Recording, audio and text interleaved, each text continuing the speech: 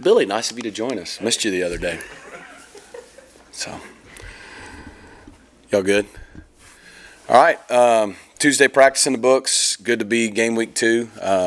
Excited to be at home again. 11 a.m. kick will be nice. We don't got to sit around and wait all day like last week. And obviously we got a great opponent. I think probably we're going to play, if I'm guessing, at least 5 top 20 offenses this year.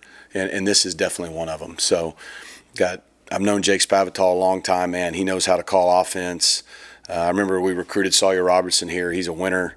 Got loads of skill players from receivers to tight ends to running backs, a huge offensive line. So our defense has their work cut out for them. And then offensively, we got our work cut out with Dave Aranda and that defense. I mean, Dave, as long as I've been an offensive coordinator, he's been an excellent defensive coordinator in our field, just well respected. I really appreciate him as a person. I think he does it the right way. And, they got a good football team. I know they took a loss in week 1, but if you look at it, they outgained them. They did a lot of things right. The kickoff hurt them, but that was a really good football game against a much improved Auburn team. So we got our work cut out for us in week 2.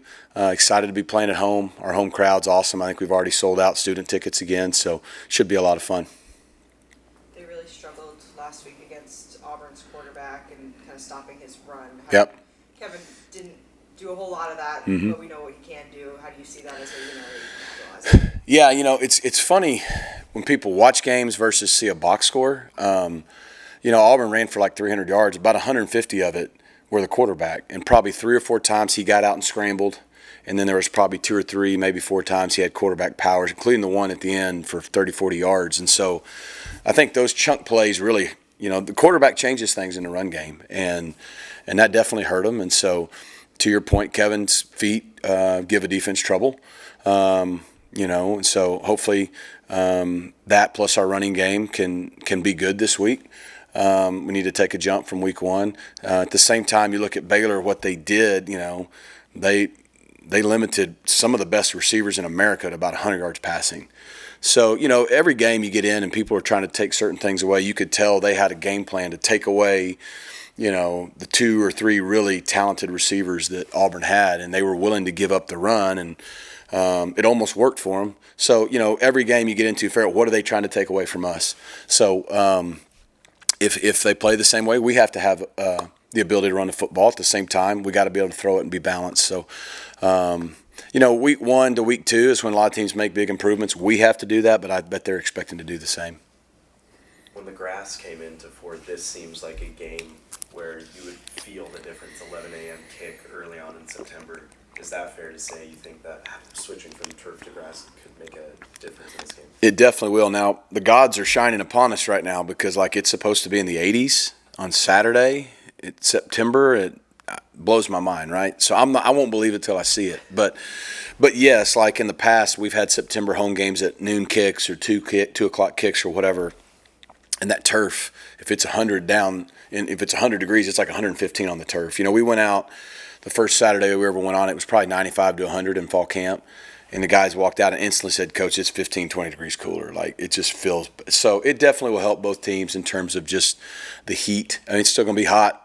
They're going to be playing a really hard game. So conditioning week 2 and all that will still come into play. But however hot it is, it'll be a whole lot better on that grass. Do you feel that guys handled the grass well? I know they play on grass before, but on your home turf, so to speak. I think so. I mean, first of all, it looked awesome. And, Russell Coe and his team do a fantastic job taking care of the grass field. I mean, for our first game on grass, it was an absolute monsoon Saturday morning. There was flash flooding until like 2 or 3 o'clock in the Dallas area. And so I know he was nervous. It rained a lot on Thursday, too. So we got a lot of rain in the 48 hours leading up to the game. And by the time we got there for warm-ups, it wasn't even wet. The field drains great. It was prepared great. Nobody was slipping around. So we're excited. I mean, it usually takes a grass field a year to really settle. And, man, it played really great. And so we're hoping for good weather this week and a good track for both teams. Do you have any injury updates you can provide? Yeah, let's see. So, obviously, J. Hud went out and Kilgore went out both in the first quarter. Good news is both x-rays were negative, so there's no long-term fractures or breaks. I'd say they're both day-to-day. It could be anywhere from best-case scenario play this week to a few weeks, and it just – everyone heals differently. But – as bad as they both seemed at first, they weren't, and that's a blessing for both. So I would say we won't know till Friday if either would potentially be available this week. I'm trying to think I don't think we had any other major injuries. Zion went down. It was his good knee, not the old knee, and it was just a contusion. Just kind of got rolled up and scared him for a minute, but he's okay. I don't know if there's anybody else you guys are wondering about. How'd you feel RJ looked? Yeah, I think it was great for RJ to come out. You know, we wanted to just get him a few drives. He still had 3 catches. It's good for him to play, get tackled. Anybody who's ever come back from a hard injury like that gets it. And so that part's out of the way now. And I think he's 100% healthy. He hasn't missed a practice all year. He's been awesome. I mean, he is rehabbed and prepared like a pro. And, you know, they always say the best pros act like a pro before they're a pro. I couldn't be more proud of RJ and just this whole last year journey of what he's done to get back. He's probably 85%. You know, I think each week he'll get a little better in terms of just his speed and agility, but in terms of confidence and health, he's good. And so he'll continue to get more each week, we hope. And then Zion's the same way. That was Zion's first football game in 3 years. You know, the last time Zion played a game, Coach Justice and I were pretty much coaching at Miami. I mean, he may have played a tad the very next year. So for him to get a few drives, that was a big deal too. So hopefully for those guys, that gives them some confidence and they can continue to increase their volume. Rhett, Baylor, obviously another old Southwest Conference team. We know that the TCU series, we know what that's. Yeah. You guys have probably played more non-conference games against former Southwest Conference rivals than anyone. But with your guys' new standing in a power conference, does that stuff matter as much? And what is your thought that maybe those games are not going to be around as much, especially looking at the I'll say, yeah. I mean, our game is losing some of the regionality because of TV. Look, I know to our fans it matters. I may be wrong. I don't think we beat Baylor since 1986. And they came here, was it 14 the last time they came here? 14 or 16. I think 14 and we went there, and I mean they got after us pretty good back then, right? I mean, this is a new SMU, it's a new day, but we haven't beaten Baylor since anybody on our team was even remotely thought of being alive. You know what I mean? And so so the games matter to our fans because the Southwest Conference, we all know the history of what the Southwest Conference was. So that is important. And then you just think proximity. I mean, from recruiting, a lot of these guys, I always look at it from a player standpoint when you have these games, whether it's us and TCU, us and Baylor, us and Houston. It's more that these guys all grew up playing together and probably were all recruited by similar schools. And so I think that adds to it. I bet our guys have a lot of friends on that team and vice versa, and same thing in coaching. Like I said, I think the world of Dave Aranda. I think the world of Jake Spavital.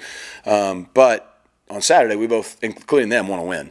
But I do think you're going to see, you know, it's good for the game, but at the same time, you're looking at the way probably other schools are going. I mean, Baylor just played a great, you know, national game against a team like Auburn.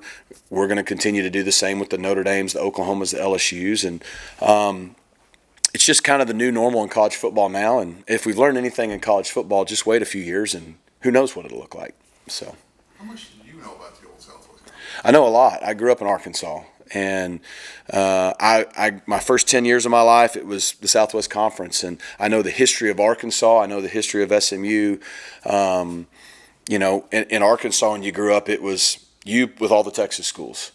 And you'd come to Dallas to Reunion Arena for the Southwest Conference tournament. You know, the Cotton Bowl was the goal. It was the prize.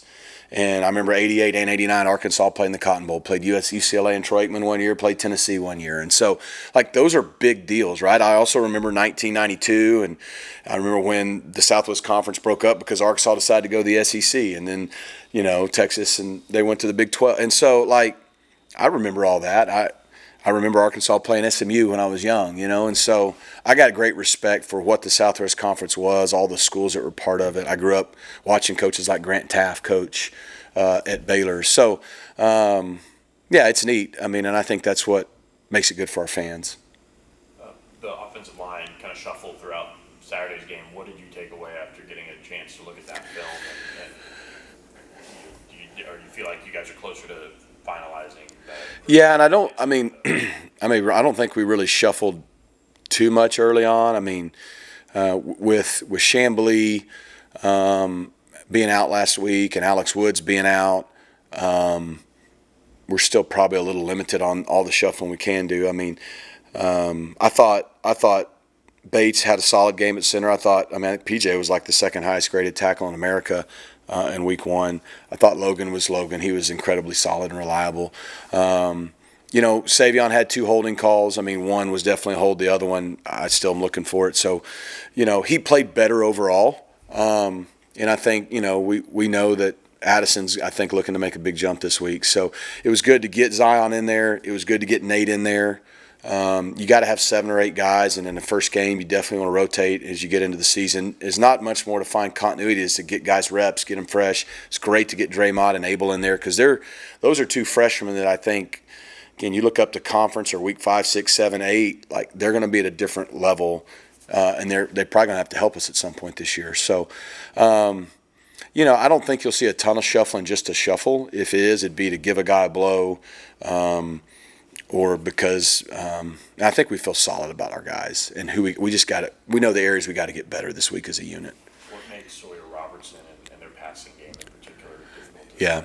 Well, Sawyer's just tough. He's a competitor. I mean, like I said, I remember sitting at the Chick-fil-A with him here and his dad when we recruited him on campus, and he ended up going to Mississippi State, I believe.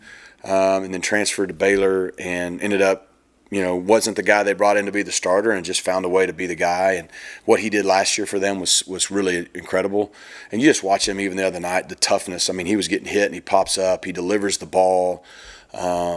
He's a competitor. He can extend plays. He can tuck it and run if he needs to. And he gives his guys chances. He throws with elite confidence. But I think he just gives them leadership, toughness, and edge, and that's what you want at the quarterback position. So make no mistake, we know we're going to have to beat these guys on Saturday because they're really good, and they're going to be a hard challenge to overcome.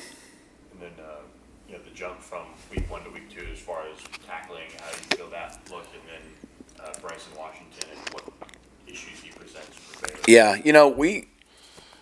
we had sometimes we didn't tackle great in space the other night, but then we had sometimes we did.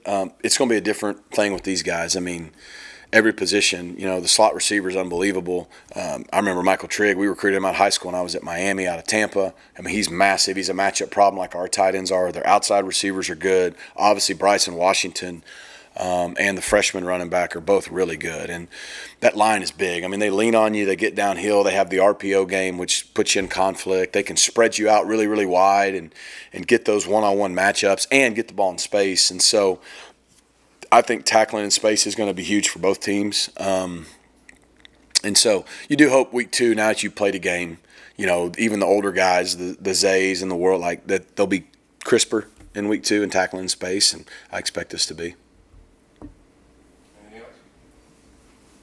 All right. See you guys.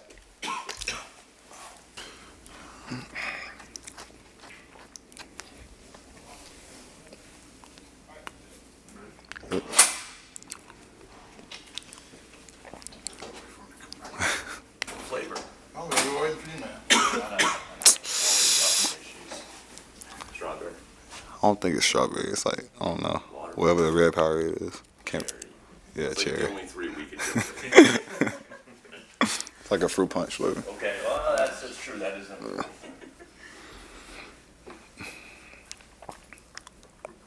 You guys did? Yeah. Kevin, there's a lot of history in this rivalry between SMU and Baylor. We've played since 2016, but how much do you and the guys know about it, and do these in-state matchups mean anything to you guys as players? Yeah. Many of you were probably recruited by both schools. Yeah, I really don't know too much about it. Haven't heard too much about it, honestly. But, I grew up watching Baylor. My uncle played for them, Corey Coleman. So I grew up watching them as I was growing up. And I know, any in-state rival game is, it's pretty big. So I'm just looking forward to getting after them and playing them. And, a top school that I was looking at. So, yeah, I'm ready to look at them. Anytime you guys are playing TC or Baylor, we bring up the Southwest Conference. What do you know about the Southwest Conference, if anything? Because it was long before you. Yeah, I don't really know too much about it. I mean, I heard of it, of course, but kind of something I really don't know about. I just know SMU was in there a while back. That's the only thing I really know, honestly. So yeah, that's the only thing I know. I don't really know too much about it. I mean, I'm sure it means a lot to some of the fans that have been around for a long time. But do you think it makes a difference, though, that now that SMU's made itself and now it's back in another power conference. Yeah, definitely. Moving our way up to the ACC last year, being able to play in the higher conference, P4 conference, it's obviously a big deal, and I think the fans really appreciate that, honestly. Like you said, the Southwest Conference, and now coming to the ACC where it's a high-powered conference, we're just looking to make our way back like they did back in the day. Now that you've got a chance to watch the film, was there anything that surprised you about your play, or good or bad? Not really surprised. Like I said, last it was kind of average, just mediocre. I mean, I feel like I did some things really good, and then some things wasn't up to my expectations. So just looking at that, hoping to fix hoping to fix some mistakes for next week, or this week coming up.